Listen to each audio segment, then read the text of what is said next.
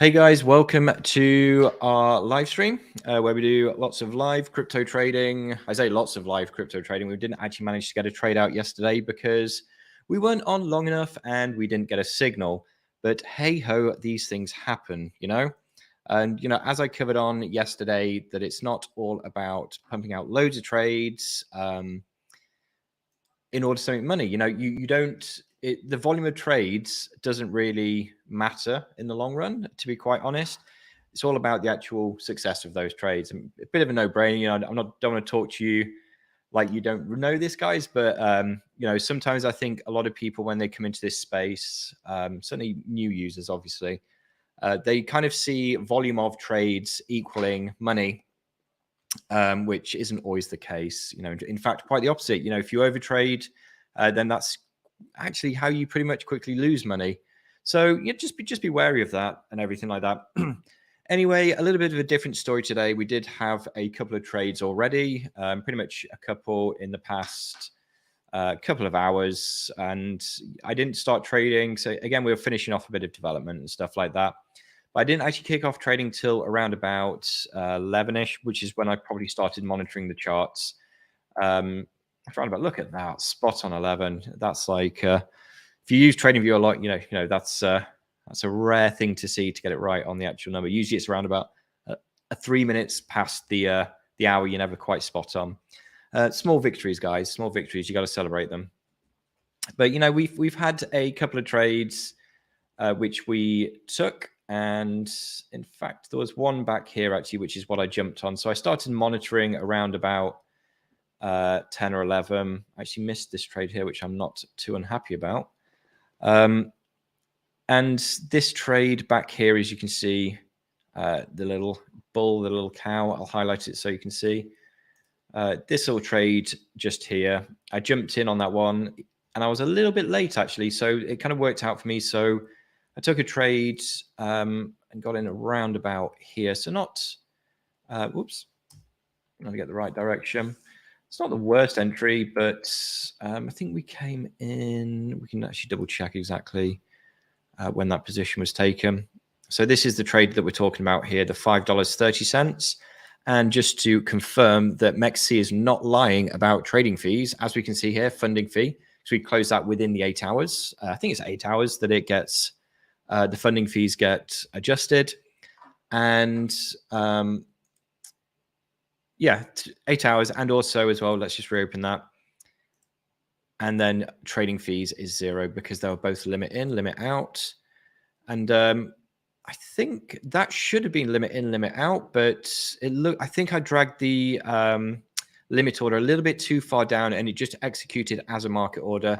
So if we do get a trade, I will highlight that issue so you can see what I'm talking about. But this should have been a no fee as well. But, you know, I'm not really going to complain too much. They're already so super low fees as well. And the great thing as well is, you know, since we're affiliates with MEXC, it's great for us, you know, great for any affiliates. We actually get a further kickback of fees. So not only do we pay 0% on maker fees, but we actually pay half of the taker fees. So it's 0.01%, which we get a rebate on, which is pretty cool. So yeah, so it's ultra low, great for scalping. You know, as I can always say, I'm very excited about that kind of stuff. So we'll check out the order history and just do a bit of recap on the trades that we've done so far today. Let's see how much we've made today. So today our session started at 25.58% cumulative P&L. I started out with $100 in total so far. As you can see, we're up to 140. And, you know, we've got a cumulative 40% increase on total account. And we've done, just as you can see up here, we've done a total of 11 trades because we've had 2 break evens and 8 wins, 1 loss, and over 4 sessions. And I'm not going to lie, they've been very, very relaxed sessions, to be honest. I could loosely call them sessions. But, you know, as I mentioned before, I kind of deem a session as when you sit down in front of the computer and you are locked into trading, and that's what you do for the day. It really kind of operates only with kind of day traders and scalpers per se, because with you know, swing trades and hodls, they often go overnight, over weeks even. So yeah, when we talk about sessions, we're generally talking about scalping and day trading and things of that nature. But yep, as you can see today, we started at 25.58%, and we are now at 40.01. So 40.01 minus 25.58. So we've done just under 15%, 14.43% to be exact so far today. We probably will just take maybe one more trade for the live stream, but generally my cutoff point is around about 10 to 20%. So as we've already done 15% for the day, we're kind of in a good place. So I don't want to push that look too much. But we'll analyze the trades that we've done, and we'll go from there. So let's take a look at the first trade that we took, and this was just hither. No trade margin. That's the margin adjustment history. Whoopsie daisy. So our first trade that we took was at 1910, which doesn't sound right. What time are we working to now? Definitely the trades. It's definitely the date. No, it's definitely not the time. Okay, well, it looks like the time is a bit off on this. So we'll have to work to, as you can see down here, what time it is. It's 2:12. So I guess this is working by MEXCs. Let's adjust this. There we go. That's so crazy that they don't just default it to UTC, and they default it to UTC +8. But let's just make sure we line that. Where are we at? 1327 and 14 wrong. So we're at UTC +1, obviously, because it's just there. We are absolute Lagos. Oh, I can't do that. I've got to be Dublin just for OCD's sake. So there we go. We now have our times aligned. Let's refresh that and see if it updates the actual times itself on the positions. I hope so. Otherwise, it's going to be a bit of a pain to back reference.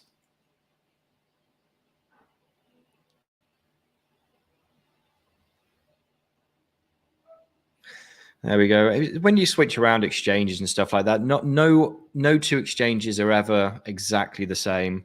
Oh, that was a GDP notice. That's actually quite interesting.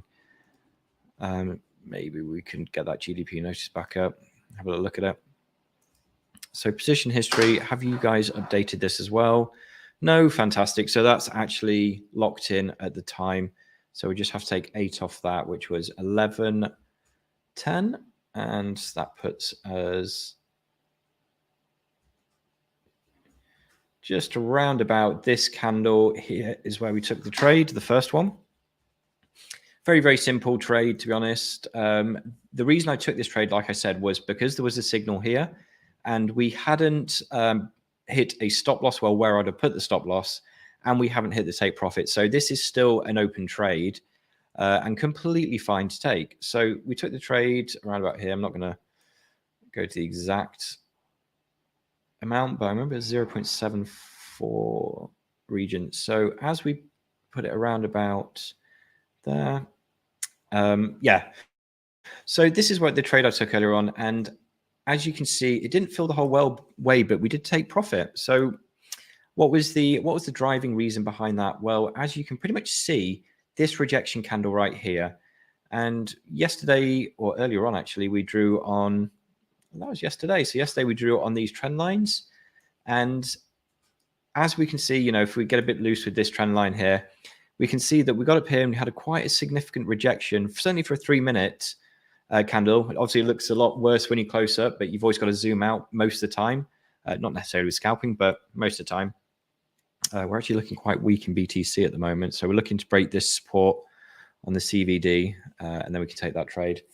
But what we've got here is a rejection, and this is where I took profit. You know, like we're 5% up. I like that. And also significantly as well, you've got to think what's going on here. We have another resistance because we are effectively in a bit of a range at the moment, albeit a consolidating range. And, you know, lo and behold, we came down here in quite an aggressive dump actually recently, which is the most recent trade where we took profit on, and we bounced quite well. So we haven't made in any way a V-shaped recovery there. I mean, I'm talking very short term here and minor move, but we haven't really seen a significant recovery. And the reality is consolidation here. I think we're probably going to dump down again, maybe to this bottom section. If we do test that, there's a pretty high chance we'll break it and go down further. So I'm pretty much kind of got my short hat on, certainly for the short term. I'm not doing anything kind of crazy big moves. We'll take a look at what the alerts are saying on the futures signals for some swing trades to put out, which I'll probably put a 1 or 2 out today. We can be a bit more generous with the stop loss on those ones, so we don't have to be too much of a ninja or a sniper with those ones. But yeah, so analyze these trades. So I took profit on that one, as we did notice there was significant resistance or immediate local resistance, and then also this trend line that was popping down as well. So great trade, successful trade. That made us 5.3% on the. I can't say 5.3% anymore because we're compounding. So whatever $5.30 is of 100, I think that was 125 at the time. So whatever that is, but we'll say 5% for the sake of it. So we're technically not. We are 40% up on the original total. So I'll have to. We're no longer trading. The risk is actually done on the compounded amount now. So we're trading 10% of the compounded amount. I'll probably do that up until a point, and then maybe, who knows, maybe 250. Then I'll kind of lock it at 250 for a little bit. And then once we start to graduate beyond that, and I'll give myself a bit of breathing space, because sometimes, like, whilst compounding is great, you don't want to do it too aggressively because it can really hurt you if it goes the wrong way. But just, you know, it's all relative, I guess, but that's just how I prefer to trade. You can't, I don't really mind, whatever.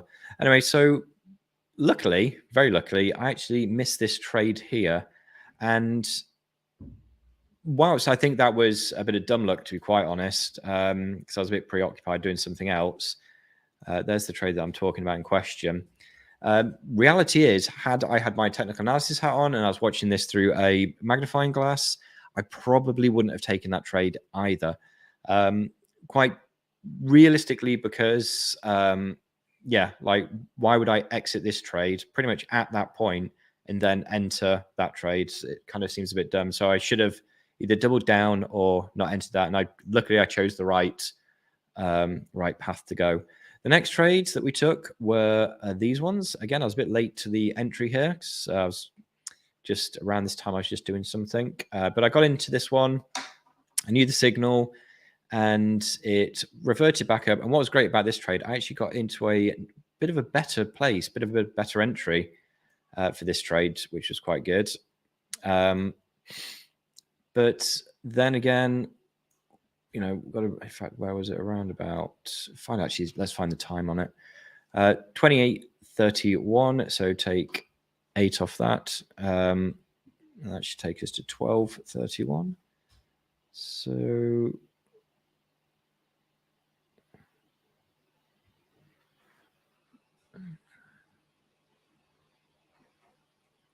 did I enter it then? Doesn't feel like I entered it then, to be honest. I thought I entered it a little bit later on, as in like around about, not that late, obviously.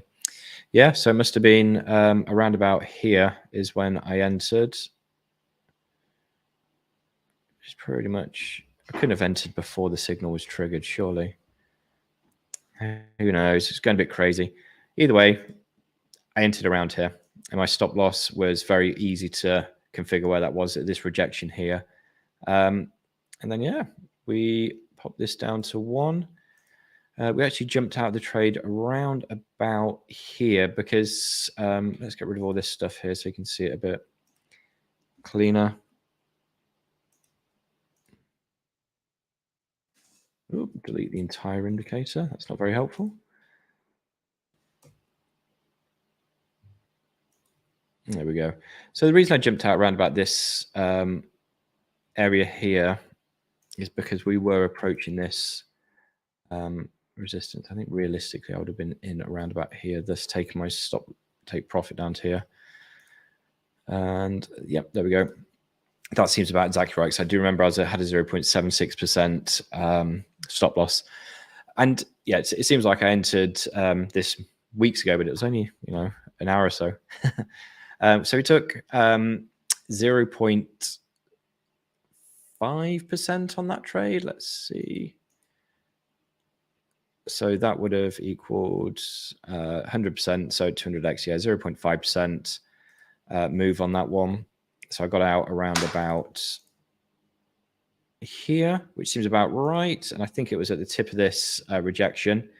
So it came down, and what my plan was there was to actually move the my limit order was set there, kind of thing. And my plan was, is usually in this case when I want to jump out of a trade a little bit early, or I feel like there's a bit of movement, because this was when GDP was announced at 1:30 in the US, and whenever that happens, there's always volatility. So that went in my favor, but the problem is it reverts, like it bounces or it gets rejected really hard and really fast. So you don't want to be in those trades when it rejects, because it's so frustrating. It will just shoot straight to your stop loss, and it's really, really, really quite upsetting when that happens. So again, locking the profit, which worked out pretty nicely, because whilst I didn't get the full profit on there, as about, I got $9.12 out of it. So I missed a very small amount, to be quite honest, in total. And it was actually a little bit more because we did have fees taken off that. So it was a pretty snappy, pretty close to the actual full take profit there, which we can totally live with. The full take profit would have been, in fact, actually, no, it would have been $13. So that makes about perfect sense. Yeah, so good couple of trades, and that takes me up to just under 15% on the original amount. But again, we can't do that. We can't say that anymore because we're compounding. But it does definitely take us up to 40% on the total amount since we've been trading. And right now, we're just going to wait to see if there's any more trades coming in. I can see that we are starting to pump a little bit. If it's interesting, like I don't have a confirmed direction of where we're going, to be quite honest. And that's just the pain. It's just a pain when we're in these kind of, look, I'll show you what I mean. It's just not very fun trading in these circumstances, because it's just an area of consolidation. What we really need to be seeing is, you're aiming to take a trade when it starts to reach these. We wouldn't really know that this was wouldn't take a trade here. We'd take a trade maybe there, because we need a trend line to form first, or some significant kind of like price action support. Equally as well, you can take a trade there and short it if it fails to break. Thus, that's why I closed it there. This is when these trend lines as well on the indicator actually become a little bit effective, because they're great in these ranging periods, terrible in trending periods, great in ranging. And then they'll always kind of pretty much always hit the reversal, but they'll hit many false signals on the way up. We can do some back analysis, and I'll show you what I mean. But yeah, so I mean, that's when these trend lines are great. They really are. You wait for this reversal, you hit the trend line, you get in. You don't actually see it there, unfortunately.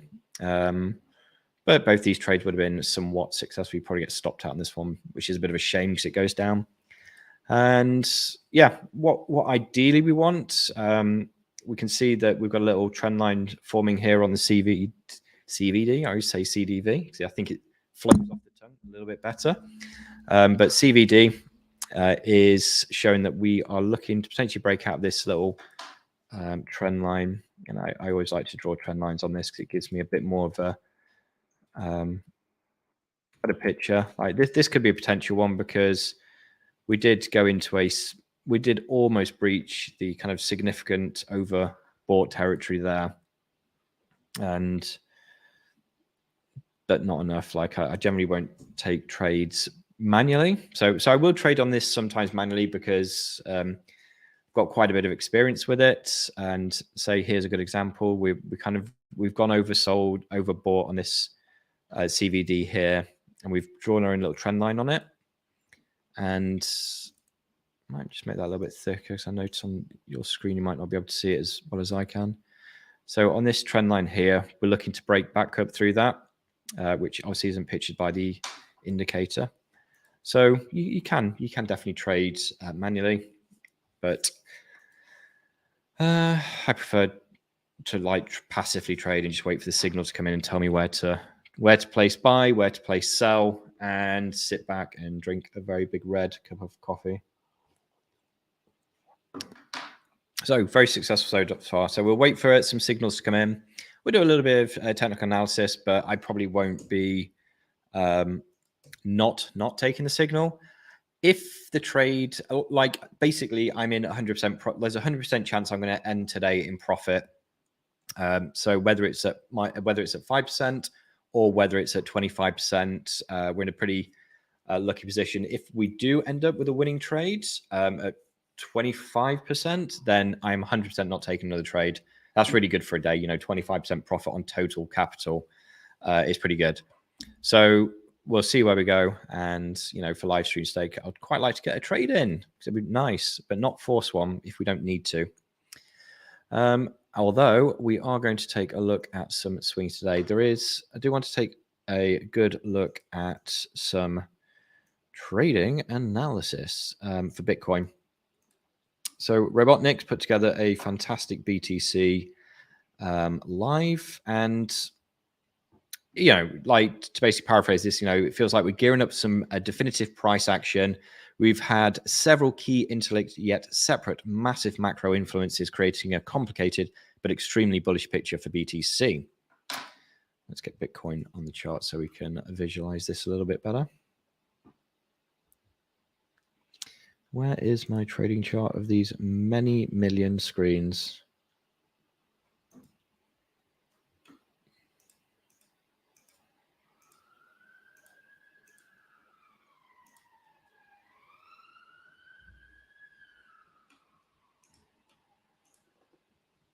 There we go.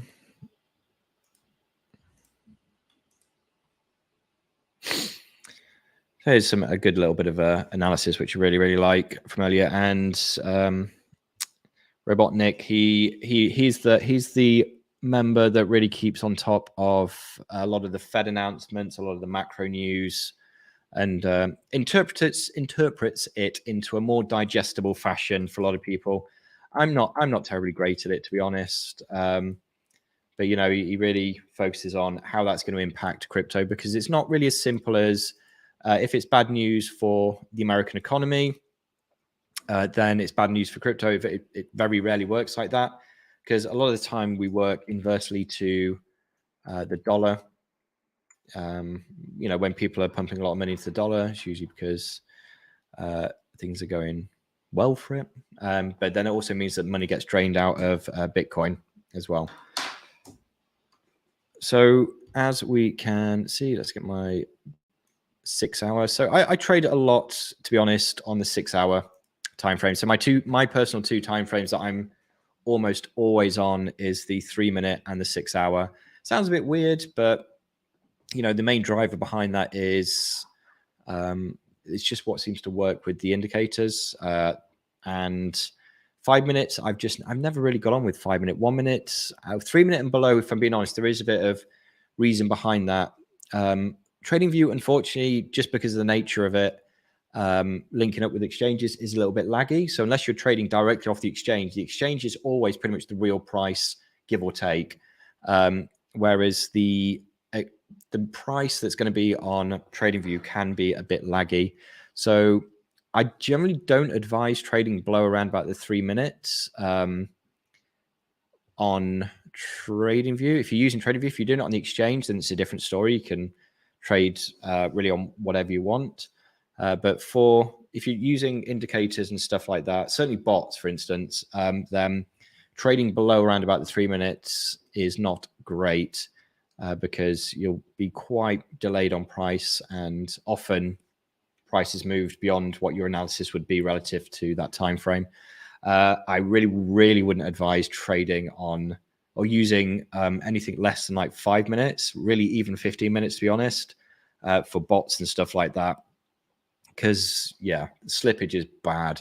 Like don't ever do like kind of bots via an API unless it's literally on the servers where the trades are being taken, definitely don't do bots like less than like 15 minutes. It's just really not signals that come, they're triggered on TradingView. They go to your smart trade platform, then they go from the smart trade platform to the exchange, already with the lagging price from TradingView. You've got 1, 2, 3 points, which are little delays. So by the time the price gets there, it's more often than not, it's not in the best place for it. It's not so bad on limit orders if you're nailing that price to exactly what your analysis is. However, what we saw a lot of the time with this is that price will you'll often miss quite a lot of trades. And then if you go in market orders inversely, on those kind of timeframes, you don't want high fees, which you will get with them. And you just end up with your prices all over the place by the time it gets there. Like we have seen 10% moves by the time our signals have got to where they need to be and place the actual trade. So yeah, not to mention that it needs to go from them to you guys as well. So it's that isn't an instant thing. It can often be sequential on how they send out the actual signals. So depending on how many users are on the bot as well, can be an issue. But that's more talking from a provider sense, not a personal use. So it probably won't affect you as much in that respect. Yeah, jumping back into Bitcoin and what it is and where it's going. We've got, as we can see on this analysis, this is shared to the premium channel that Robotnik did earlier on. As we can see, this descending channel consolidation, we've broken out a very, very clean break. Let's get it up on here so we can actually see it a little bit easier. Yep, as we can see, a very, very clean break, just to mimic what was on that screenshot earlier on. This is kind of what we want to see. And if we were to actually drop this down, let's say to 1 hour, it would seem a little bit cleaner in what we're talking about. So we've seen a clean breakout. What's this little region of consolidation? And we talked about this yesterday, basically, where we kind of hit the 50 EMA. We held for a little while, and then we pumped up. And, with the whole banking collapse and stuff like that, it was predicated, realistically, that should have collapsed the market before due to that and the amount of fear that induces. But then, Bitcoin bounces, rises from the ashes. Then we have the false alarm from Mt. Gox, which kind of triggered here. That's the power of FUD right there. This candle, from what you can see, this is just pure FUD of news circulating. Thankfully, I was actually asleep when all this was going on, or not really watching charts.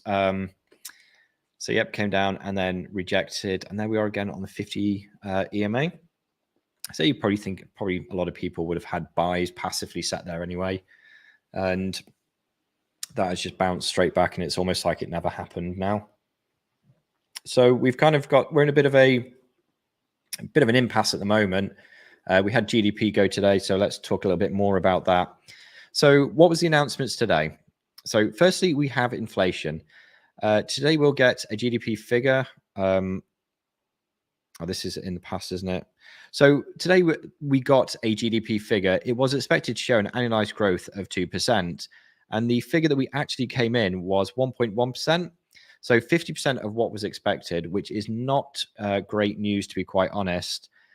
So what does this mean? Well, this should give the Fed room to increase the interest rates as expected on May 3rd, and we should see BTC decrease in value against the USD. However, other macro developments might minimize this effect. Secondly, what else came out? We have the banking crisis, the collapse of First Republic after Silicon Valley, Silvergate, and Signature, which will have the opposite effect on the Fed. Evidence of the damage of their tight monetary policy and rate hikes. And then thirdly, we have the de-dollarization narrative, the idea that the yuan is going to replace the dollar as a worldwide reserve currency. Personally, I think that this is slightly exaggerated. The yuan replacing the euro as a reserve currency is more likely, but even a small percentage shift of settlements in this. So that happens. Then generally we see money, like I said, if Dixie goes down, generally we see Bitcoin going up. So the cumulative effects of all of this analysis, which Robotnik amazingly put together, is essentially saying that it's quite bullish. Bad news for dollar is good news for Bitcoin. I guess that's the kind of thing to take away from this. So yeah, with all that in mind, it's not looking too bad, in all honesty. We've got some good technical analysis on our side. So let's see where this goes. But if nothing else, we're in a pretty obvious range. Let's get off the 1 hour and onto the 6 hour. We are in a pretty obvious range. We've got, well, I'd say arguably a pretty solid pullback there as well. So in a macro sense, or a longer term sense, it's looking pretty strong. So the key areas to look out for, personally, are this little section here. So if we lose this area, then it's not going to be great. We'll very realistically, hammer straight down to around about 24,500. But that's predicated on losing this, both this support, which has been formed now, and also the 50 EMA. But realistically, where do we want to be going? Obviously, we want to be breaking 30K again, which is very achievable.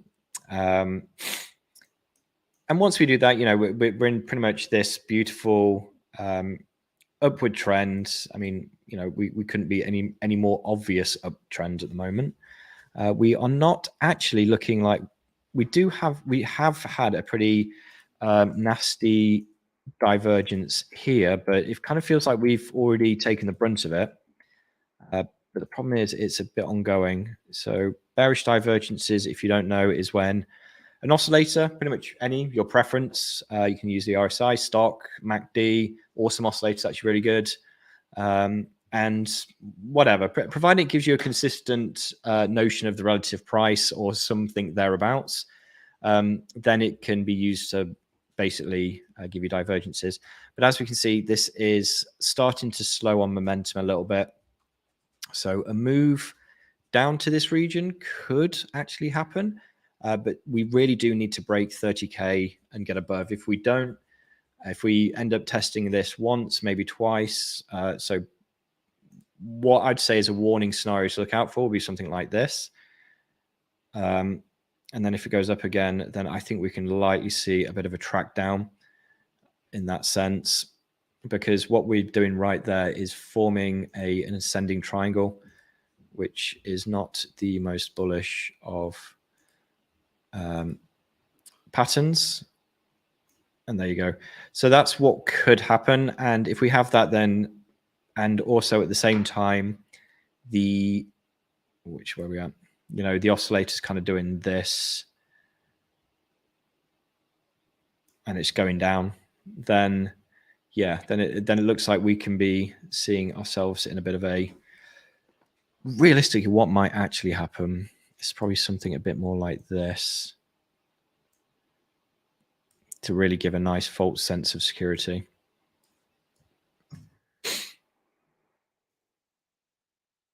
So as you can see, it's kind of like an ascending triangle. It's going up, and this would probably be the more likely one. And you can see the kind of curvature of what the price is doing. It's kind of curving down, and finally going to be catching up with what the relative price is doing. And the reason why I like divergences and why I really think you should pay attention to them is it gives you a very, very nice visualization of momentum slowing down. And as soon as momentum slows down, then it really does massively increase the chances of price reversing. So just be conscious of that. I'm not hugely bullish on crypto, on Bitcoin, should I say. But at the moment, we're kind of in this mid-range. So whilst long-term, we might, short-term, I think we're going to go up. Mid-term, I think we're going to go down. Long-term, I think we're going to go up. So covering all bases there. But in a bit of a nutshell, that's kind of where I think we're going to be going. Without this Mt. Gox FUD that came in, I think we'd have been probably breaking 30K at the moment, because you think of all of, all this pressure we piled down, 8%. If that hadn't happened, and we're now back up from here of about 6%. So If we're back up, 6%, let's say, without this Mount Gox FUD, then we could well be above 30k by now, and looking for the next step. And all of this would be pretty much invalidated.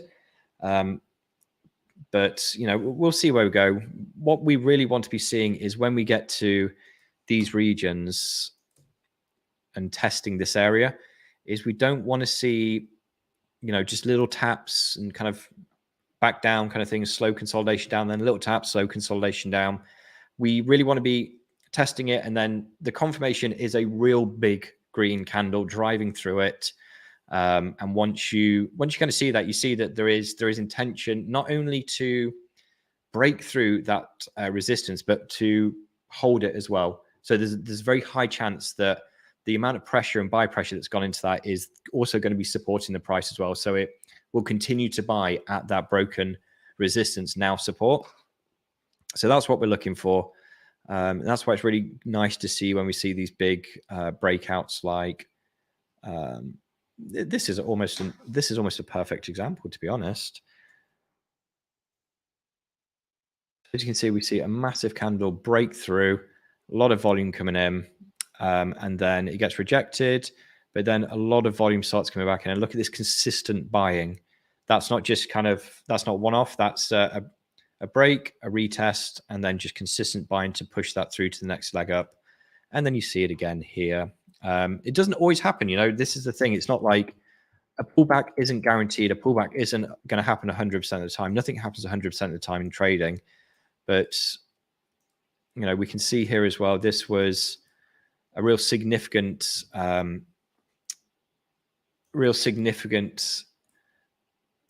indication, if you will, to kind of going on that trade. That would have been quite a good one to take. But then you do get rejected as well. So as you can see here, there was a lot of volume and pressure going into that one. There just wasn't enough, and it just got pushed down. So things to watch out for, eh? But what we kind of want to be seeing is, I do think we're going to be in this ascending consolidating range, if you will, or an ascending wedge, less so than a ascending triangle. You learn your patterns, guys. They're not kind of some are more have much more strength than others. But for the most part, they are just helping you identify pretty much divergences, and reducing momentum is the whole point of how or why patterns are quite prominent and mean something. I'm not like the biggest advocate of extreme patterns, and by that I mean things like Bart Simpson patterns, harmonics. I don't really follow at all.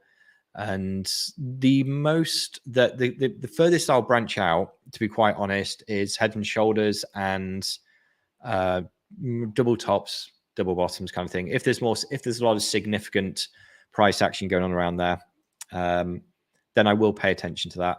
I'll probably say of all the patterns, like realistically, they're just triangles dressed up as like different names and stuff like that, because all they're really doing, like I said, is they're reducing in momentum in a given direction, which usually leads to a divergence. Again, very, very strong, but they also give a nature of consolidation, and consolidation is not necessarily a movement or kind of period in the chart where people are collecting liquidity or anything like that. It's also a sign of vulnerability to the asset.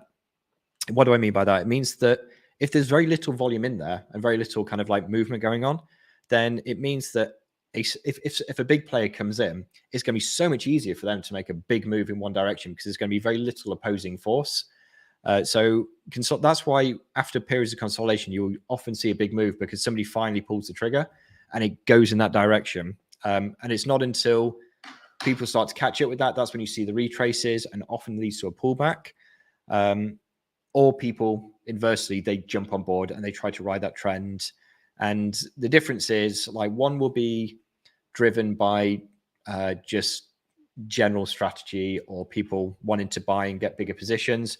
The other one will be driven by news and stuff like that. So people will jump on that, and that will usually be the consistent one. So the dream scenario, for instance, is when we're in periods of consolidation and the technical analysis to it all is looking pretty good. And then you get some news that breaks through a key resistance. 9 times out of 10, even if it's quite an extreme candle and quite an extreme move, you can actually jump on it and really ride it up. It's not necessarily going to be the best, probably not the best risk reward, but it doesn't really matter because there's a lot leaning towards that momentum and direction of the move. But we don't have any of that right now for Bitcoin. We've kind of got to take it as we've got to play it as we see it. And at the moment, I'm seeing this ascending because, if we can take this and just drag, not that way. This one. There we go. As we can see, this isn't just an isolated support here. We can see that there is quite a significant amount of price action. So what does that mean? Well, there's a good chance it will hold. But if it does break, then there's a good chance it will break quite hard. And like I said, my general target is around about probably potentially 24, most likely 25. And we'll get back to here. And I've just paid attention to this as well. What is quite likely, we do actually have an unfilled weekly pivot here, which again, I preach about a lot, but I am the king of always ignoring them. So weekly pivots are they get filled so often. Like, let's hope it doesn't actually make it down to here, because that's a weekly pivot sat at 20. At the bottom of that is like 20,500. So yeah, it's possible, obviously, but let's hope it doesn't happen. There's the more likelihood that this pivot right here will get filled based on what's happening at the moment. Like I said, we might see this price track up a little bit. I would not be surprised if we test 30 and move about 6-7%. In the same breath as well, if we lose this kind of little area here, I don't think there's too much. This is kind of something that's going to be forming soon as well. And this is not a good look in regards to bullish pressure. As we can see, we're seeing an extended version, a much longer term version of this ascending wedge going on. It's not great. So, like I said, this is something to really keep an eye on. If we break this region here, these kind of supporting trend lines, then things are going to get a little bit bloody. But I do think, like I said, we're going to see a little bit of upside first before things start to get a bit messy. And realistically, I think about 25K could be a target, but it depends how high we go, because it's relative at the end of the day. 25K doesn't seem like too far at the moment, if I'm being honest. Whilst it is, it's a 12% dump, but it's manageable. I definitely don't want to be dumping 30% down to 20,500 at the moment. I'm so fed up of being in such a long bearish year. I just want the bulls to return. But the reality is we can actually continue still being a very bearish move or reversal even. We can end up, where's my drawing tool? Come on.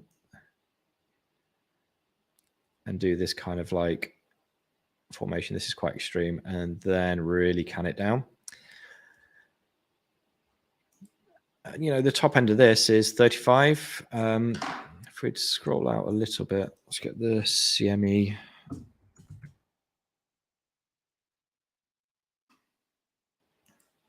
Pop up day, get there a bit quicker. So let's turn that off. So the significant one that I'm looking at the moment here is this CME gap. So CME gaps, very similarly to weekly pivots, have a really high chance of getting filled. Oh, scalp clock. Let's have a quick look at what's going on there. We'll come back to this in a minute. Oh, look at that. Just as we kind of anticipated, we're breaking through. So I want to be a bit kind of heavy on our stop loss for this one. I'm keen to take profit, but I'm keen to not be killer about it. So there is a real, that's not the nicest candle. If we sink straight back into this range, is it worth taking?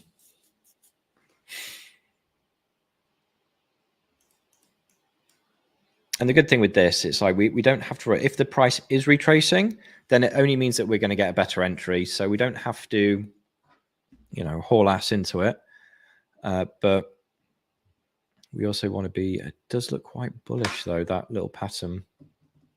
I love seeing these big moves and then the descending triangles and holding this support. And then once we get up here, we'll hopefully see a bit more of a break into something like this context. I'm not saying that we'll shoot up there. I just got a bit trigger happy with the old arrow. That's looking pretty good though. Yeah, let's risk it. Why not? Put a nice healthy stop loss on it. I'm going to put it down to, if we're going to go to this stop loss here or this swing low, then we may as well just go to the one beyond bit. It's not going to make a huge amount of difference.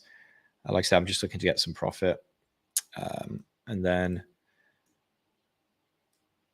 we can just slowly, we don't have to rush it. It's tracking down a little bit more, as you can see. If we go down to that's 1.22, so we got a little, let's take it around about there.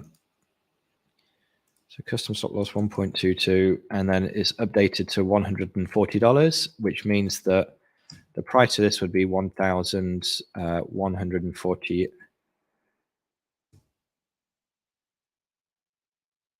USDT. This has changed layout. Why do they do that? Just double check that. 1,148 latest price, and then open long. That's clearly not the latest price, is it? Yeah, I like it. Order is open. So, right, as always, let's get the stop loss and the take profits in. Where did we enter in the end? Just line this to make sure it's all spot on. There we go, 1.36. It's not the end of the world. So let's take the stop loss first. Annoyingly, you've always got to enter the stop loss and the take profit. So realistically, for the take profit here, you don't. If you're interested in speed, just put anything that's quite substantially above your entry. It doesn't really matter. And then we'll confirm that. There we go. So, and all we're going to do now is basically get rid of the take profit there. I'm sure there's a quicker way of doing this, but I haven't found that out yet. So please comment and let me know. Teach me. So then we're just going to put a limit order close here and close that. So this, we can actually go through this. This is obviously an active trade. We can track it on here. We can track it on here. It doesn't really matter. What is pretty cool though is even at this small price now with a limit order, if we drag this down here, so let's see, 29,387. So with the limit order, you can actually drag it around and you can close trades like quite easily. But most importantly, if the price shoots up, in order to close a limit order, the price essentially has to go past it and then come back down. And that's the way that it really works. Or once it goes past, it'll flutter around there for a little bit and then it can close. But in most scenarios kind of thing, it pretty much has to go past it. You can't place the limit order below. If you place the limit order below, then it will close automatically as a market order. So it does take a little bit of skill, not gonna lie. Like if, let's say the price hovers around here, this is where we're at the moment. If you were to take this limit order and put it there, the price would close automatically. And it would, you know, the whole point of, it's not the end of the world. Let's say you just want to, let's just say you want to just close the trade, you know, like you can do that, or you can just hit flash close, or you can hit the cross. There's quite a few different ways you can actually close it. But if you want to close it quite with no fees, which does make a huge difference when you're dealing with like targets of 0.25%, let's say, it really is highly advised to use the limit order. But the fees are so low on MEXC that you can actually get away with market closing it, but never advised. So Let's put that 29,387. I'll do. So you can do it. So what I'd recommend is if the price is hovering around there, you bring your limit order down and place it around about there. So there's a bit of room. You know, it's if you are really panicking and this is kind of like end of day stuff. If you want to just close out your trades, this is kind of stuff you do there, or you're within, you know, you're within 10% of your total trades closing. Move it down there and just let the price movement do the rest. But if you are in a real panic, there's some bad news, don't do this. Just literally close the trade. Just get out of it. That's a much more recommended route to go. 29,387. Yeah, it seems to be getting lower and lower each time I put it back up there. But that's where we are. Like the likelihood of me riding this all the way up before I get off the stream or close the trade out for the end of the day is quite low unless we see a big breakout. Which is actually very possible, to be fair, given where we are. Very small chance, well, not small chance, quite high chance, actually. You know, we can retrace back down to here, test this, and then we make decision point around about here. So the path that we could take is we could just continue straight down, very, very possible. And then again, equally, we could get rejected, head straight down. We could follow this route, or we could follow something like that. I'm relatively bullish, like short-term bullish. It's the only thing we can achieve about a little bit of a breakout. I think if we get a significant candle up, just in one move, like there's a bit of buy pressure, I will probably flash close it. Reason being is I think that somebody might be trying to push for the breakout. I'm not particularly interested in sticking around for the long haul and waiting for it to come back and retest and then take off again. If I can get out on that initial push up, then that would be great. And I can just, you know, be in and out of the trade in 10, 15, 20 minutes and not have to stick around and monitor it. And I can just go home and count my loads of percentages for the day. So let's hope it does end up that way. And I'm not giving away 10% for the sake of it. That's trading, guys. Like at the end of the day, it's going to go one or two ways, right? It's going to go up or it's going to go down, and you're just trying to guess, pretty much guess which way it's going to go. So yeah, let's keep that up, little green. All right, we'll keep a little eye on this whilst it's going, and then we're just going to have a look at some other trades. Let's pop this over here. So there we have, you know, very messy BTC analysis. It's probably a much better idea to check it out in the actual premium channel, to be honest, and you can get a better scope for it. There's lots and lots of trade analysis going on there. But yeah, like I said, my long term is, I think, you know, midterm, we're going to go up. No, sorry, I said midterm, go down. Long term, go up. Short term, go up. But this midterm section here is a little bit nerve-wracking. So this is what I'm kind of saying. Like, you know, we've come back, we've retested, we might be bouncing up. If we can break this little resistance here, then we'll be counting money. Counting money, because buying things is probably better. So where are we at? So that's 1.37. So half of 1.4, let's say 0.7%. So this would be halfway. That could be an interesting target. Take 5%, take me up to 20% for the day. And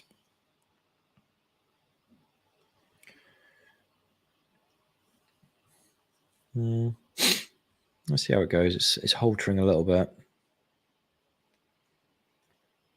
It was a good candle breaking out. We'll see where we go. I'm always nervous every time I click on a trading view chart. I'm always nervous because I always feel like I've got something pre-selected. I'm about to mess up a chart or draw on a whole bunch of lines that aren't meant to be there.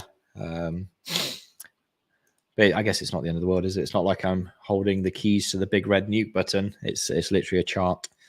Right, so let's have a look at this. We're going to need to keep an eye on this one because I think there's going to be a biggish move hopefully upwards quite shortly, but we'll keep an eye on that. So let's jump over to the swing trades, right, and see what's going on there. So the way that we do these, basically, we've got a whole bunch. I look after the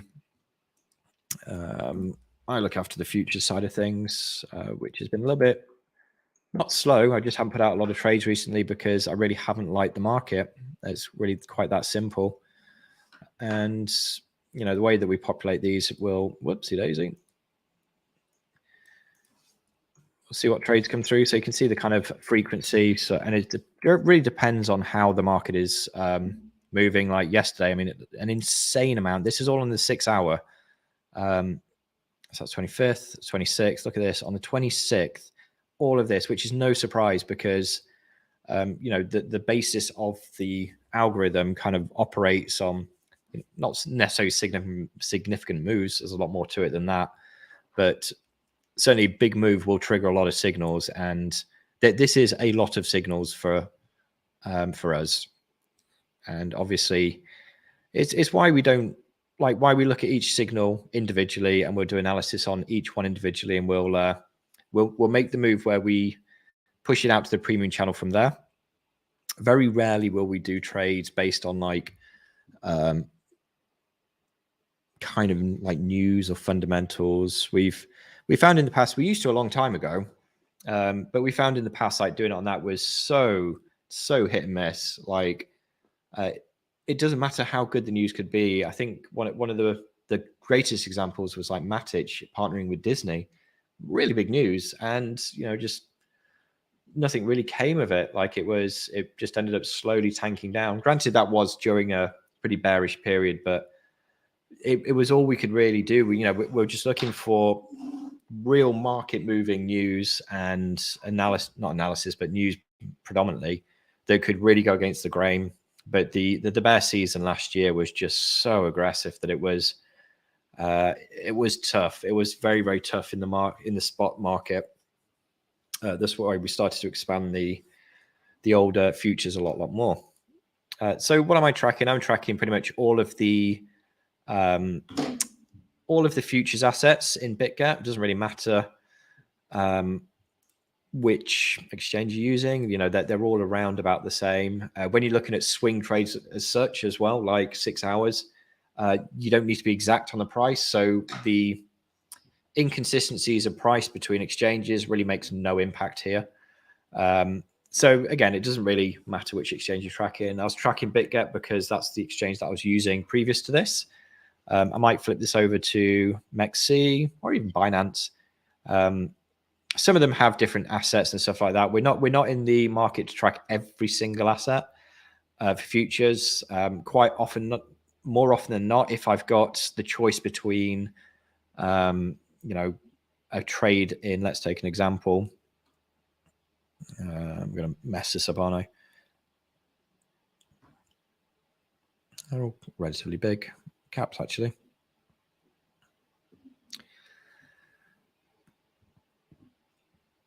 CFX, I'm not a fan of you at the moment. Lost a trade in that. Yeah, if we're talking like some of these lower cap assets versus something higher cap, quite really that simple, then I will always take the higher cap, quite simply. This XMR trade, if it's looking good, then I'll take that over band. If this ETH trade down here is looking good, then I'd obviously take that over C98 or whatever. I'm not really... my trading style isn't predicated on how sturdy the fundamentals and tokenomics of an asset is.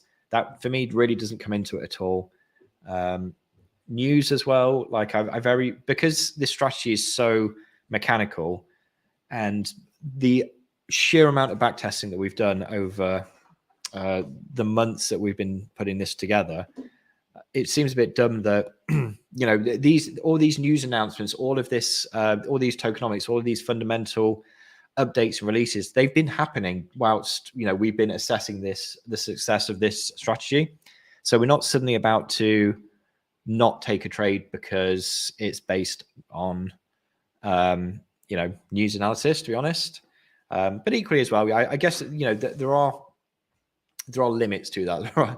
Within reason. Like if we had a long signal on BTC, and the following day China banned BTC, then we would probably close that. Or if we got a long signal on BTC on that day prior to it, China banned it. But although we would probably see a significant dump, these very extreme scenarios, or if we managed to catch wind of some news, then we probably wouldn't enter it. But the reality is, if it was ever going to be that kind of have that much of a market impact, then we probably wouldn't be trading at all. Like it's not really, we wouldn't just target that one asset and be like, hey, we're not going to be trading Aave today because this is the CEO, he's been caught in the Epstein file. I'm not saying that's an actual thing, but it's a bit of an extreme example. But say something like that, this would really affect news. We probably wouldn't know that. But if it was something that was really going to smash the market, generally like Fed news and stuff like that, sadly, things like wars and stuff like that just destroy any kind of sensibility around markets.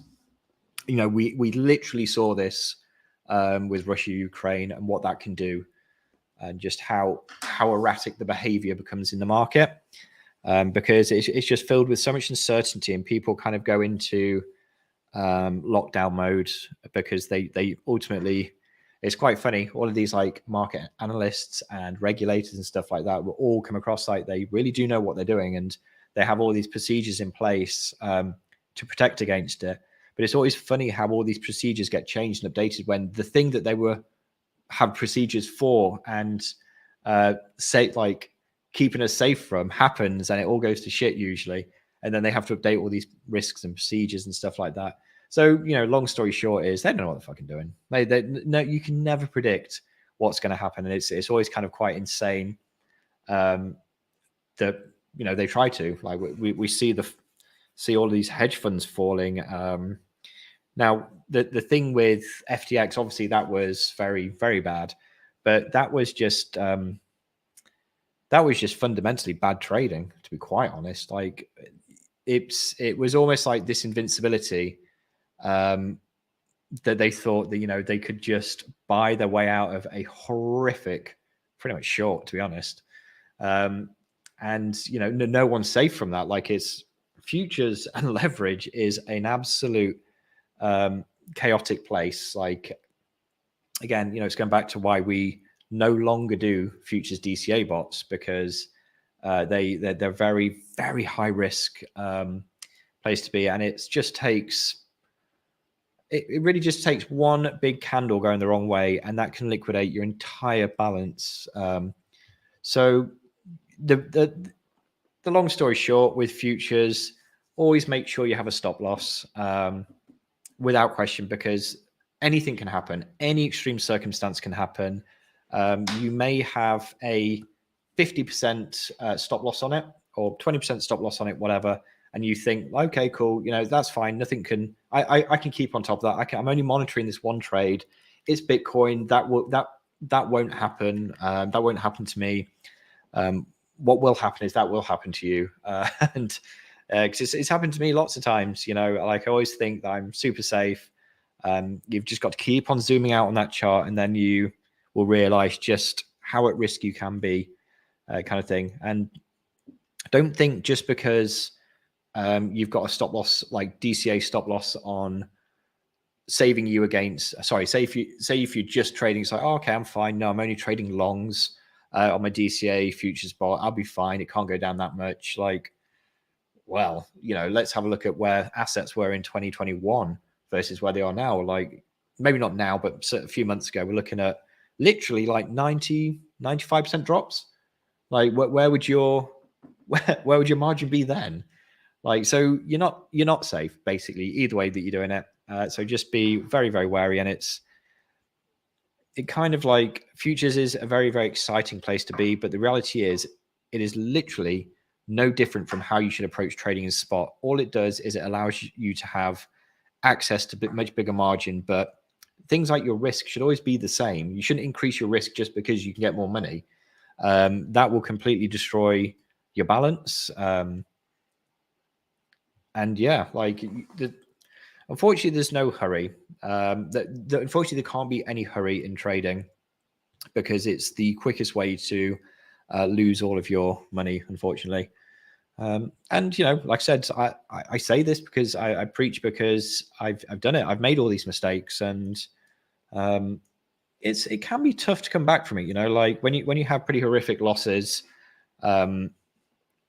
it is a real pain to come back from it, because that's when you realize that, oh, hang on, I need to not be hit like coming at this full speed. I need to be so consistent with everything, and consistency is king in trading. Like if you can be consistent, then there is no reason why you can't grind up profit. And the good thing with trading, once you get into consistency, once you get a good strategy like the block party indicator, for instance, and once you start to grind up that profit, it's a very, very slow start, but it gets very fast by the end. And because it's that snowballing compounding effect that happens. And once you start to put, let's say you start with $100, and granted at the moment I'm doing 10%, which is quite a lot. It's a huge amount for risk. I wouldn't advise doing that. But after 4 sessions, it's at $40 because it's gone up 40%. We do that again. And we do some math. So in next week, 140, 100. So next week we're at $200, and then we're going to do 40% on that again in a week, and then we're at $80 to $80, and then so on and so forth. And we've pretty much like tripled our account by then. So in a 2-3 months, we're trading with $1,000, and once we're doing $1,000, let's say, and we're doing 40% in a week, that's $400 in a week, and we're doing $1,600 to $3,200 in a month, just off $1,000 account, let's say. Obviously, this is quite extreme, but this is all stemmed from $100. So what I'm saying basically is, if you have an account that is, let's say, $1,000 or $10,000, use 10% of that, and then trade with 10% of that 10%. So you're trading with 1% risk essentially. But the good thing to do here is keep on compounding that like quite aggressively on a much smaller balance, and it'll add up. And the most important thing is that you've always got that safety net. And generally, I would advise that if you have kind of savings and stuff like that, don't put any more, or any money that you have, even if it's money that you are comfortable with losing. You shouldn't ever be comfortable with losing money, to be honest. But if it's money that you don't need, let's say, then I would never advise using more than 10%, to be quite honest. Like, it sounds like such a small amount, but trading realistically should be unless you're going into it, even if you are going into it professionally, it shouldn't be something that takes over and is a absolute primary driver until it is. So what I'm saying is, you need to do it secondary to whatever your primary earning is, and passively as much as possible as well, until it gets to a point, until trading has kind of accumulated this amount of money, that then it becomes kind of like, it starts to overtake as a primary source of income. It shouldn't be the other way around, that you need to fund trading first in order for it to be your primary source of income. You need to kind of build up to it.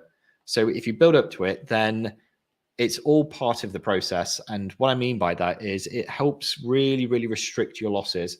Because the first, like, I don't know, year, 2, even 3 years, whatever, of trading is usually quite painful in losses. And it's a very weird thing. Like, we always say that in these circumstances, you should use paper trading and stuff like that.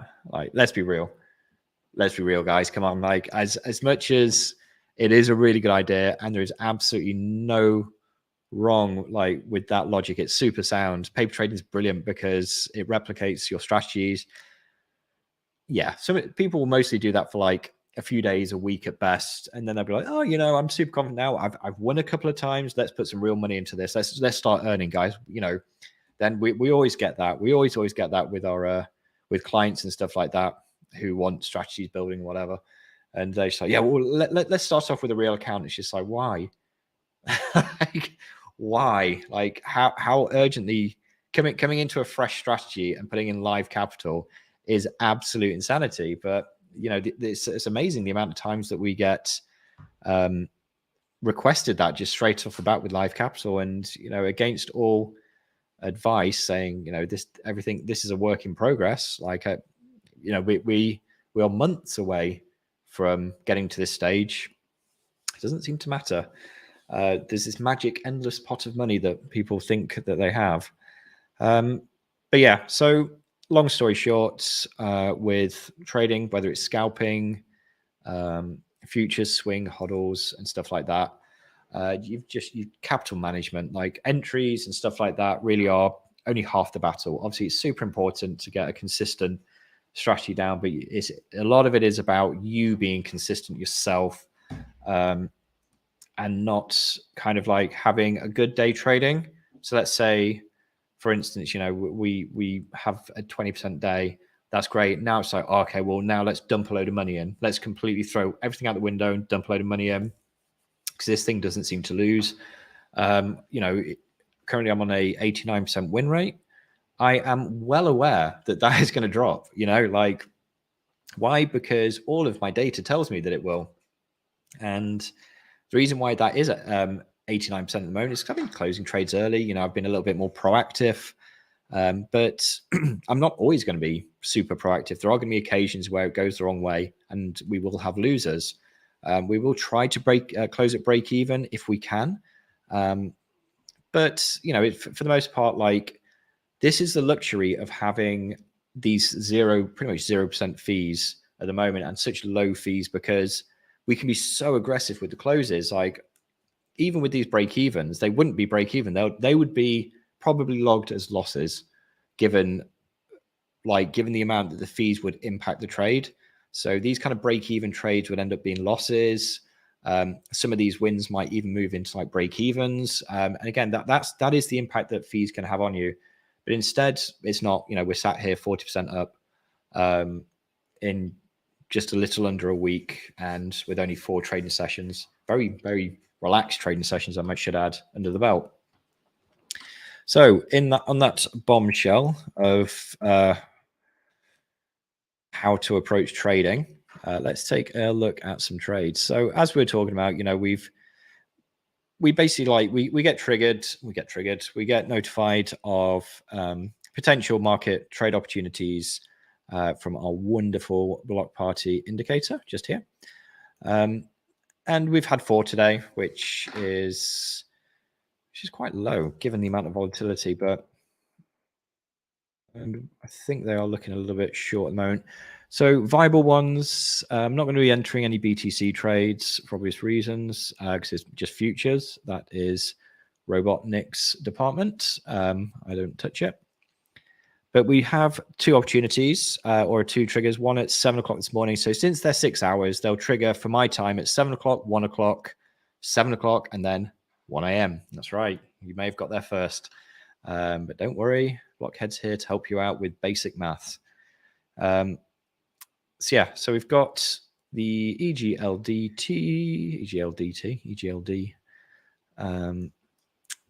That is a bullish breakout, and then we've got a bearish trade, bullish as well. Okay, cool. No, click on the right one. Interesting. So we've got a couple of contradicting trades. That doesn't look like it's moving just yet, so we can make this screen a little bit bigger. So let's have a look. How would we approach a trade? Now, this is interesting. So we've got a pretty obvious bullish, bearish divergence right here. I like this tool. I love this tool. Let me move down so you can't see it because of the overlay. If you're ever interested, TradingView is probably my favorite place to be on the internet. I find it so therapeutic. And I think that's one of the reasons why actually I got into trading, because trading to me feels so gamified. Like, your objective is to create like a strategy that has a win rate of X, and, all these numbers and everything. All you end up trying to do is win, having like this, not gaming background, but I've gamed a lot. And also I've always been quite good at maths and, just generally technology. It all felt kind of like not very stressful when I got into trading and when I started learning about it all. having like such visualization of everything and being able to interact on such fantastic levels. TradingView, I just think is such a phenomenal piece of software. I really do, and believe it or not, we're not affiliates, but there is, yeah, it's such a phenomenal piece of software. If you're not on it and you're in trading, then I understand like that you don't like money. Just joking, but there are some certain limitations. Like if you are more of a forex trader and stocks and stuff like that, where you are more restricted to MT5, and they've not got a bad system like it. I've spoken about it before. It feels so old school when you go on there. It really does. Like, and some of the things I'll go on there and I'll think, oh my god, this is just. It feels like I'm trading in the dark ages. But the execution time and the tracking of prices and everything like that is so fast. It's so quick. It really is. It's amazing to trade on. I'm not gonna lie, but you do need to take some. You do need to take a bit of. Let's actually get it up. Haven't logged into this for a while. Yeah, you do need to do a bit of diligence and get a couple of tools to help you along the way. You got to make sure you set up your charts prior to it. Otherwise, it can be a real nightmare, real basic to use.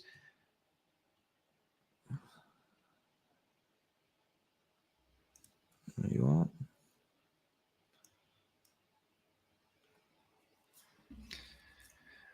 So, yeah, there we go. It's one of the funded accounts.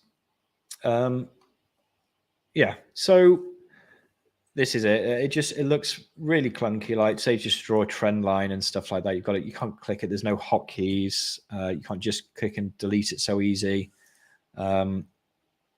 But this is something that you really will need if you're going to, or something of this nature, is this kind of positions tool. So this isn't native to the platform. You've got to actually get this as an expert advisor. And what is so great about this is you click these little lines, you preset your risks. I want to spend 1% of my balance on that with a risk reward 1-to-1. And I actually think this is, forgive the term, but pretty meta in regards to actually placing a trade. So you can move it around and then it just automatically sets the trade up. And all you have to do is, let's get rid of that, put it back on. Pretty much all you have to do is hit buy limit. And there's even a button on there where you can buy it. And for the most part, I'll just leave that turned off. If I got a trade for gold, then I'd come on here and be like, okay, it's triggered. Am I happy? Is it long, short? I'd set the stop loss to where I need to be. Stop loss there, it does it, and I'd hit buy. Like as far as kind of a rapid entry, let's move it down so you can see it because of the overlay. As far as like such a rapid entry goes, like it is a lot of fun to trade on. But the issue is I don't do analysis on here. My indicators aren't on here. So we're back to this age-old thing of it being a real pain, like having to do this setup kind of thing. Like I'm really not a fan of this. Like it just annoys me so much. I just love for the indicators to be available on the exchange or TradingView to allow that integration of PineScript into their their exchanges, basically. It'd be really cool. It would help a lot of traders, not only for crypto, but I think for Forex and stock as well. But, I don't think it's not kind of alien technology. I think this is something that requires a few clever people and a bit of time, effort, and a bit of money. And I think it'll be an extremely successful route to go down. So, yeah. But we are actually starting to move up quite nicely there. So we'll see where that goes. Let's get a bit closer here. Okay, right. So where we're at the moment, we really want to start seeing a bit of a breakout here. That was nasty rejection. Now I could be tempted. I think if we get to about this region here, I could be well tempted to close it. What price is that? 29.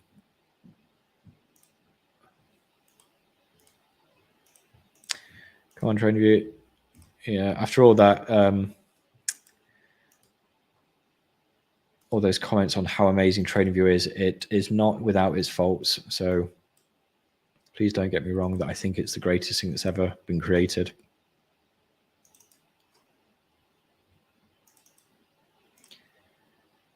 No, you don't want. Yep, there we go. Thank you. Eventually, we got their coordinates. Okay, so that's where we're potentially looking.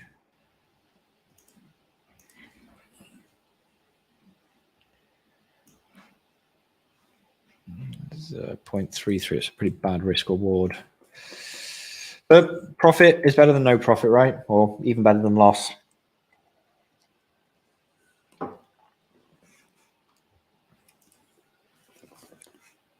Okay, we spoke all day about everything but trading. So let's jump back into this trade and see what we might be looking at. So we kind of got a bit of an idea of what Bitcoin's doing in that more longer term sense. So short-term highs, mid-term lows, long-term highs. And with that in mind, it doesn't really help us with swing trades. I do like this EGLD is quite interesting. So this is a bug with the indicator that I need to sort out.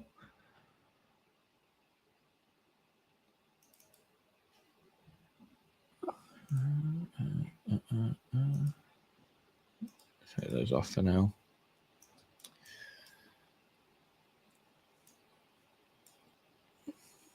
So what do I always say about how powerful the 200 EMA is then? So as you can see right there, look at that. Jesus, that is perfect. It's not very encouraging for long, that's for sure. So realistically, if I was going to be entering this, then I would probably not want to be entering so high. We could just bulldoze this and kind of be pretty. I'd be pretty confident that this is eventually going to break out,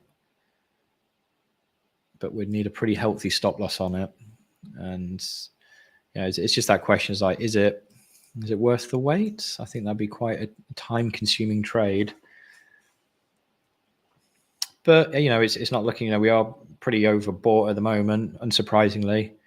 But that does take, is it including the wick as well? Right. So I think with this trade, we are going to potentially look at it. Because one of the things I do like about this is look at this real nice line of support just here. So, and we're at a really convenient point to find out whether this is going to hold. So obviously we've broken out, we're retracing. If we consolidate here and hold, then I will probably take the trade. If we end up just breaking back down through like it's a nothing support, then I'll probably jump out, or not. I'll probably just not take it. So I'm going to just keep an eye on that trade for a little bit. If it goes, I'll be happy with it. Might have a little look at some of the yesterday's trades, alerts, and see what they've got going on. Because, you know, on the other hand, we actually have a short from ZIL, and this looks more like the kind of trade that I'd like to take. So if you notice, what I do a lot is when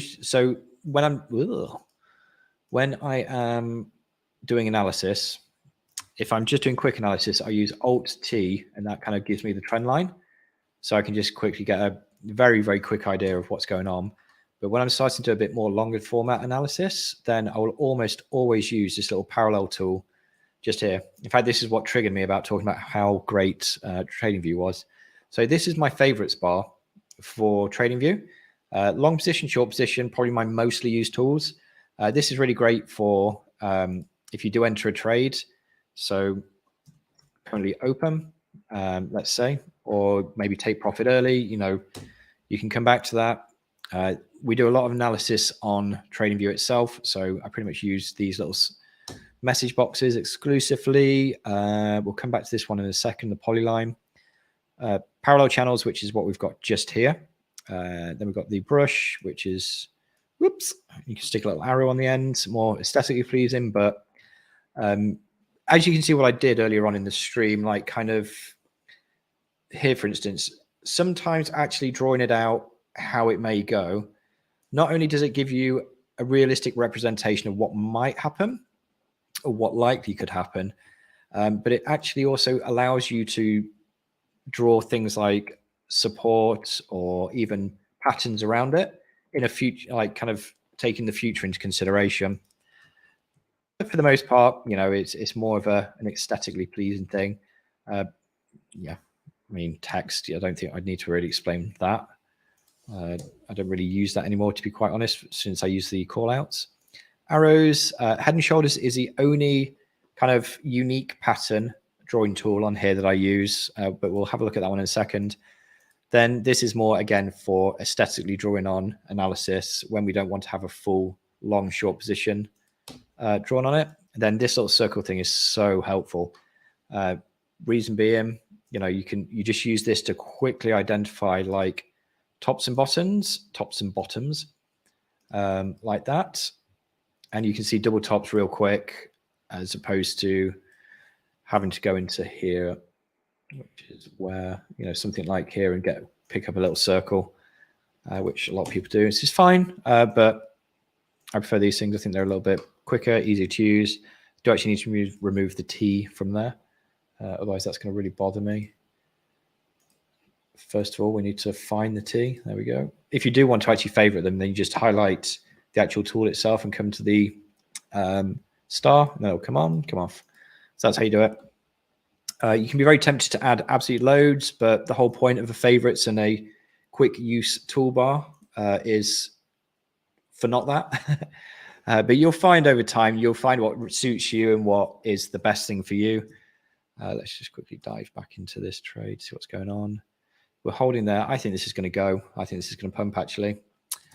So that'll be a nice little finish for the day if it does. What time are we on? 15:48. Or if we're working by MEXC standards, then it could be any time whatsoever. We're probably going to take this trade, to be honest. I'm quite liking the look of it. But we are moving up a little bit, so that's great. And just need to figure out where the stop loss is going to go. So we have a couple of options there and there. This polyline was the last thing that I was going to talk about. And you can, we'll look at the head and shoulders and the polyline, but the polyline is great because you can just draw literally any kind of pattern you want, providing you link it up at the bottom.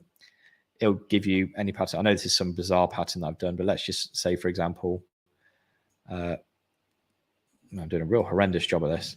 There we go. Let's just pretend that is how it's going. Let's just ignore these two massive double tops. And then say from this one, we'd see that this is kind of like an ascending triangle and we've broken down. But it just gives that flexibility of not having to draw like a triangle or a square or, you know, match up trend lines and stuff like that. I didn't know it existed for the longest time until I saw it on a chart and I could not replicate how somebody was drawing it. So I actually had to ask support. And they were like, it's polyline, dumbass. I was like, yeah, obviously, polyline. Cool. Well, now I know. And now you guys know as well. So it helps. Okay. Trend line going down here. We've bounced off it. We've broken down this. I mean, that is a very nice divergence as well. Like absolute no-brainer. Yeah, let's do it. Let's take this trade. Let's just have a quick recap on where we are looking on here. Come on, baby, bounce. I think if we get to around about this region, I'll be considering taking profit. Yeah, I'm like at the moment ahead that all I want to do is get 5%, which would be nice, so I can round out a 20% day. Although that is real dangerous, to be honest, because you start to ignore pretty obvious telltale signs. So my trade for this one is obviously, I think we can, the way that I trade is I would just take the entry where it is. I don't place limit orders higher or lower. You know, the trade setup is what it is. What's quite good is the initial entry would have been down here, but we've kind of bounced a little bit up. The 6 hour, I should add, is very strong. You know, we'd already be in this trade here, so we wouldn't be entering this trade. we'd already be in this trade here, so we wouldn't be entering this trade. Both winners.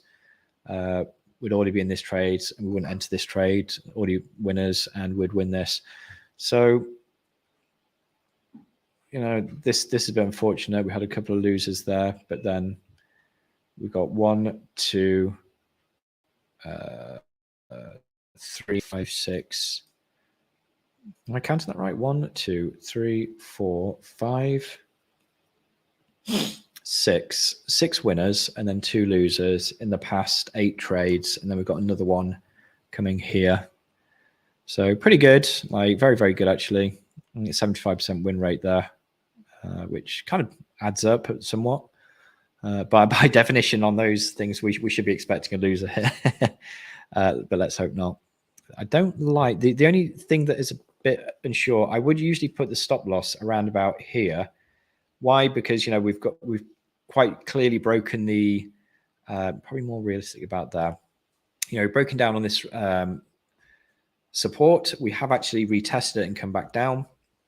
You know, there is a lot of buying pressure here. Not enough to, I don't think, bring back up.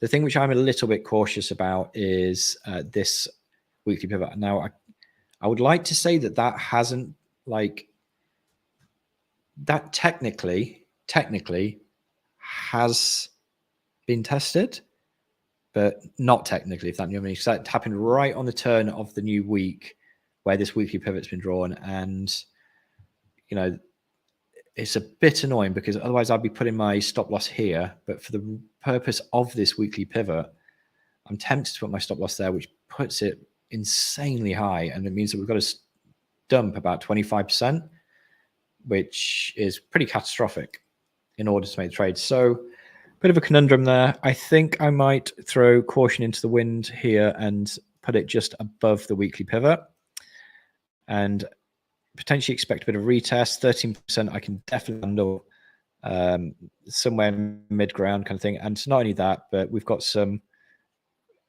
I'll show you why my it's going there.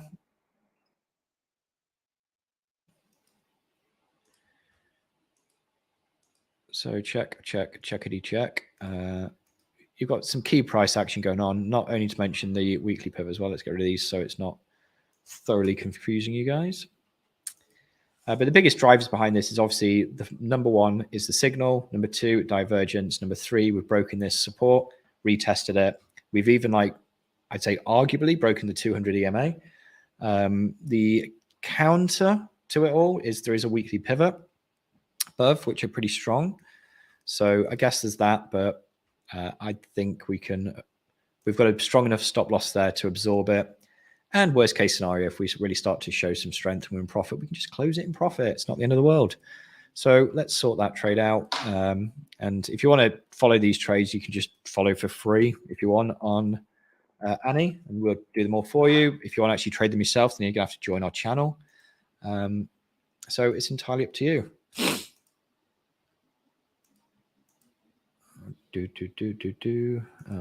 Let's find out. I've moved everything around recently.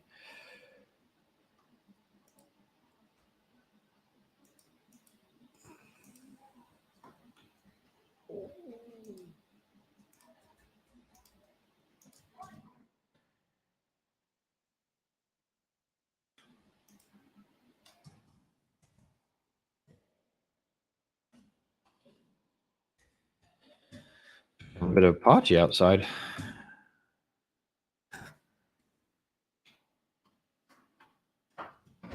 Get the eggs. Right, so that is all set up and away we go.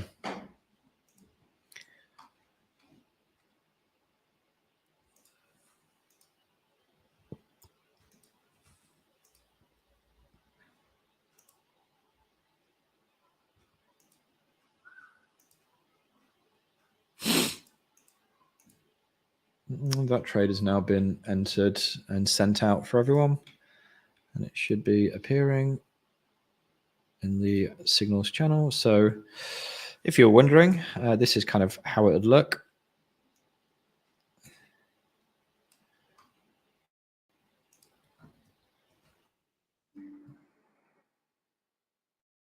Yeah, can actually just put it straight on here. Look at that. Right.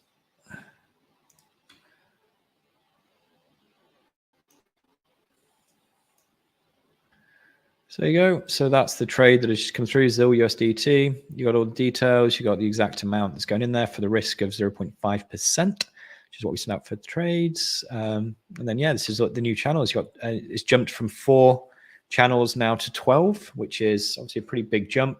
A lot of that has been spreading the load a little bit, but also adding in some quite new stuff as well. You know, some of my more favorite things is, let's get this over here so you can see it.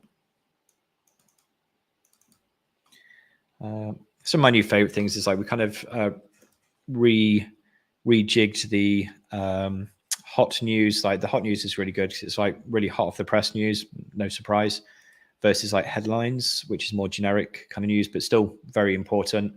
But on-chain is awesome. You know, we're sourcing that, which is a really, really great asset. But you can also get the scalp alerts, which is was a couple of trades that I've done today. So here's the first one. Here's the second one. And then we've just entered the third one as well, which is actually this one right here. So we've got a few trades out, so you can actually track it, which is pretty cool. And yeah, we'll see where this one goes. I'm pretty confident in it, to be honest. I wouldn't be entering it if I wasn't. I'm not ever so confident in the EGLD USDT trade. Like I said, you know, if we'd have entered there, we'd already be almost 1% down. So I think let's see where that goes. It might hold, you know, it might hold. And if it does, then I'll be quite interested in entering it. But I think the benefit would be for it to head on down around about this region. I might revisit it if I do happen to come across it, and then I'll enter. But the likelihood is that we'll probably be seeing a short on this trade if we break down. So we'll probably jump on that and then catch it on the way back up. Bitcoin is dumping. It's not what we want to see. Well, I say dumping. It has gone down 0.2%. Let's get rid of all this noise.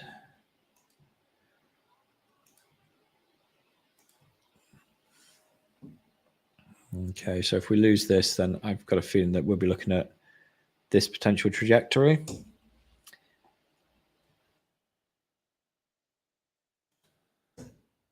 Rid of that. It's not sailing down, is it? Which is always good to see. Oh, we do have a bit of new news. I love to talk about the Telegram, that is, not Instagram. Hey, we now have a free channel. So if you come to the free channel now, we actually have a chat. So if you want to get to the free channel, then you just come to block party trading. I thought I'd put that block party trading, block OT trading. Yeah, if I'd have, we now have a chat which you can like join there, which is really cool. So we literally just launched that today. I was actually in the chat there. Hang on a minute. What am I doing? There we go. So you can join the chat. It's the last pin message. We literally just launched it today. So we got a whole 1 member in there. Haven't really announced it yet. So this is the announcement. There you go. But yeah, you can come in there and you can actually just, even if you're not a member, you can just share your ideas. It's got obviously spam bots and stuff like that in there. So it stops any ill intent and things like that. But obviously, be diligent, guys. Crypto space and Forex space is fraught with scammers. So we can do as much as we possibly can to try and block them, but you know, they always find a way. So we'll never message you directly. We'll never DM you asking for you to join through a private link or whatever. Or if you want to join Block Party, it's all via the website. Yeah, unfortunately, we won't think that you specifically are super special enough to get a half price offer. It just doesn't work like that. So please don't fall for any of that. As you know, it's very sad. Like we're we already lose enough money sometimes in crypto, don't we? So we don't need to lose any more to scammers. So just be super diligent. What else we got? They've got a trade out in ZIL. Sure, I'm pretty happy with that. As we can see, we've got quite a limited amount of opportunities today. I'm not super intent on trading a huge amount at the moment because of the sheer volatility, as we've literally been seeing. I mean, huge moves, which can kind of pretty much destroy any trade setups. Like I said, with spot, it's a bit more flexibility because there's bigger stop losses. We are pretty much in an overall bullish macro vibe at the moment. So, you know, spot's doing excellently at the moment, to be honest. Yeah, like I said, if you want to follow any of the trades, jump on any. If you want to join the channels, we have 7-day free trials. Super easy to join, and we're just gonna see where this trade goes for a little bit. But I think, you know, we can pretty much put a pin in it there, guys. We're consolidating now a little bit. If you are in this trade with me, then you've got a couple of key take profits if you don't want to see it all the way through, in being these little sections just here. And I'm not the biggest fan of this. You know, at some point, these ascending wedges and stuff like that in these up and down channels, they are not gospel. So whilst that's a little bit of a bearish formation, at some point they need to break and become invalid. So they don't always work out perfectly. Like, you know, what I'm talking about in these kind of descending or in ascending consolidations is how I generally prefer to refer to it. And what I'm talking about is you see these moves when they break out, goes up, when it breaks down, goes down, and so on and so forth. So you'd kind of think in the same context that, you know, when this goes down, then that should go down. However, the difference is that's quite a significant rejection. But this was a rejection, but it's kind of holding above a nice little trend line.